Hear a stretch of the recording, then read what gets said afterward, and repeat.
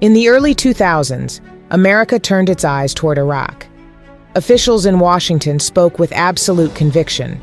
Saddam Hussein was hiding weapons of mass destruction, chemical stockpiles, biological labs, even the beginnings of a nuclear arsenal. Images were shown, maps were drawn, and speeches filled with urgency were broadcast across the world. At the United Nations, U.S. representatives displayed satellite photos and vials symbolizing deadly toxins. The message was clear. Iraq was a threat not only to its neighbors, but to the entire world. Newspapers carried bold headlines, television anchors repeated the warnings, and fear spread. To many, the case seemed sealed. To doubt the accusations was to risk appearing naive, or worse, unpatriotic. Propaganda did its work. Americans were persuaded, allies were pressured, and resistance was drowned out. Then came March 2003. The invasion of Iraq began. Baghdad fell swiftly, and Saddam's regime collapsed. Now, the world waited for the great revelation, the hidden caches of weapons, the proof of the danger. Soldiers scoured bunkers, labs, and deserts. Nothing appeared.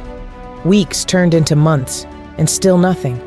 No chemical stockpiles, no biological labs, no nuclear program. The accusations that had justified war unraveled under the weight of evidence, or rather the lack of it. The world realized the truth.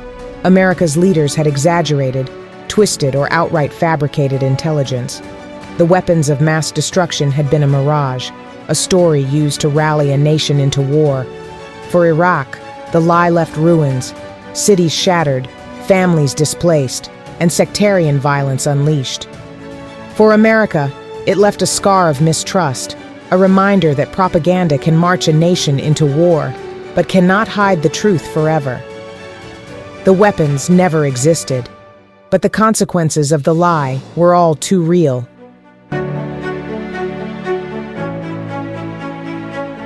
The world remembers Iraq. The accusations, the headlines, the warnings of hidden weapons that never existed. A nation was broken on the weight of a lie, and the truth came too late.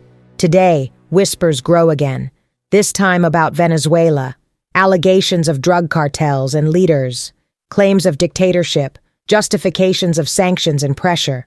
The language feels familiar, words of protecting democracy, of stopping tyranny, of safeguarding the world. But many ask, is this déjà vu? Is Venezuela the new stage for an old play where narratives are shaped, propaganda is spread, and intervention is painted as noble? The lessons of Iraq echo loudly when fear is stoked, when accusations go unchecked, when the truth is bent to serve power. History warns us.